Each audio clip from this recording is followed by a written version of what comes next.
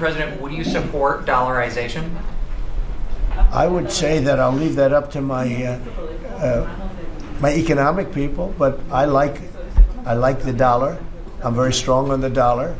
And anybody who wants to deal in dollars, they have an advantage over people that aren't. But for the most part, we're keeping it that way. I think if Biden would have, Biden, that group would have gotten elected, meaning Kamala, you wouldn't have the dollar as your currency anymore. You wouldn't have a world domination by the dollar if I didn't win this election. And now the domination, like BRICS.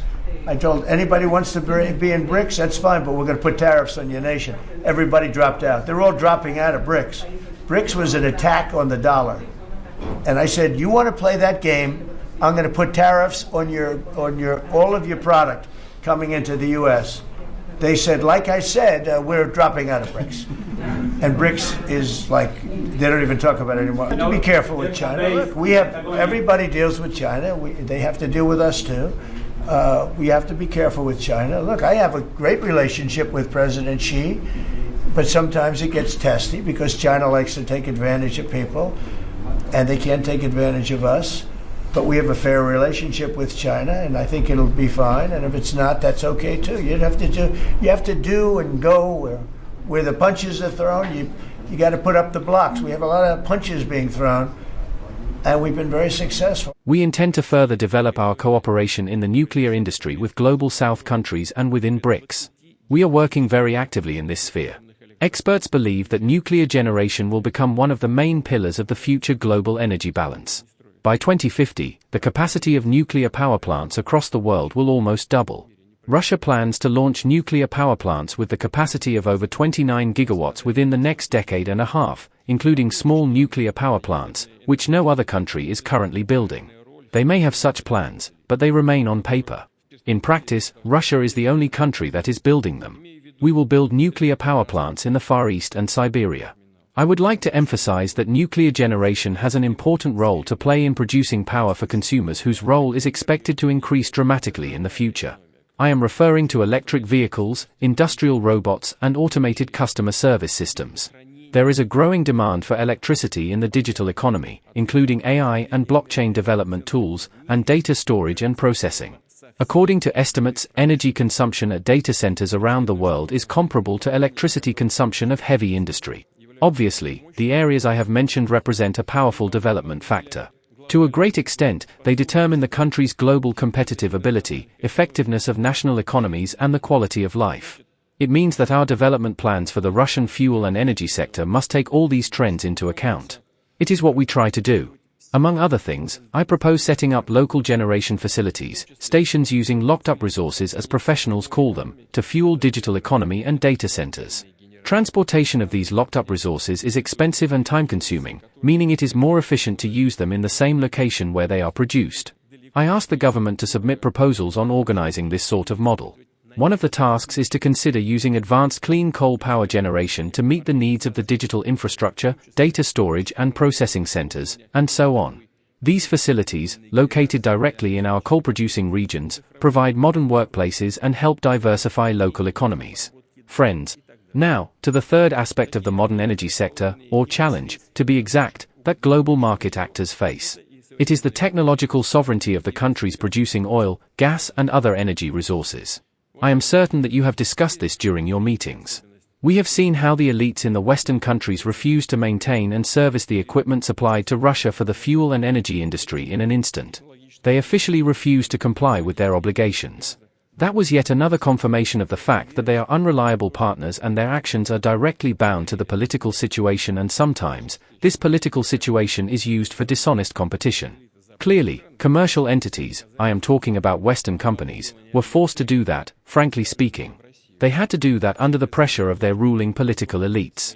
But the fact remains, Western technology and equipment for the fuel and energy industry may at any time become unavailable for geopolitical reasons, unavailable not only to Russia but to any other energy supplier that the West may consider an inconvenient competitor or simply a country that is not easy to deal with.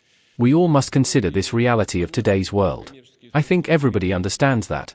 This means that we should actively change the status of energy-producing countries from equipment buyers to technological leaders and build full-fledged energy sovereignty at the national level, from resource production and processing to product delivery. You know, the Russian fuel and energy sector is well on its way to achieving technological leadership. In fact, it has become a powerful driver for our entire domestic industry and science. Our government agencies, energy companies, enterprises, and research institutes are all collaborating, discussing these issues and coordinating specific steps. By the way, just here, on the sidelines of Energy Week, a meeting of the Coordinating Council for Import Substitution of Oil and Gas Equipment was held. This progress is reflected in the experience of our companies. I spoke with CEOs of some of them. Now, let's be frank, initially some engaged in what we might call reverse engineering. But then they moved forward very quickly. And do you know what happened next? They see their former partners in Europe, who were once dominant here, being forced to downsize. Russia was a core market for them, one of their most important markets, not the most important, but one of the core ones for selling high-tech products. When they were forced to leave this market, their production lines became unprofitable. They started laying off staff and began to lose their technological edge. Meanwhile, our specialists are driving growth and becoming technological leaders because our domestic market allows us to manufacture products at a good cost-effective level. Furthermore, we are now finding partners all over the world who are purchasing this equipment from Russian companies. Yesterday, they were buying from Europe. Today, increasingly, they are buying from us, and this trend will continue. So, what was the result of their actions? In trying to punish Russia, they ultimately outmaneuvered themselves. A classic case of cutting off your nose to spite your face, a totally absurd situation, but that is the current reality.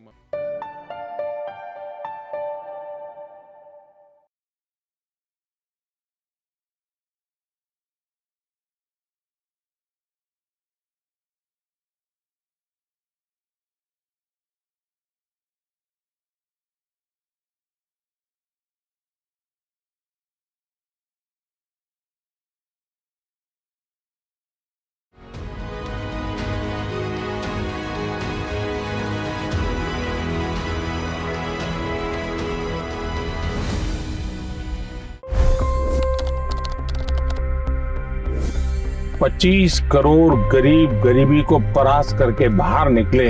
For the good of our nation, let's work together and let's truly make America great again.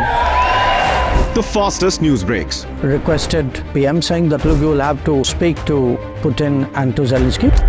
The biggest news makers. The relationship with India is probably the most important bilateral relationship the U.S. will have for the rest of this century.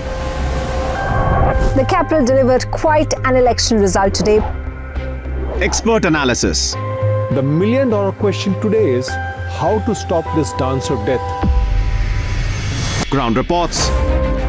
I'm standing at the crossroad of the Kumbh Mela. Behind me are more than 100 entry ghats. Long-form interviews. Exclusionary politics is reflected in Manipur case as well. You don't bother because this is a small state.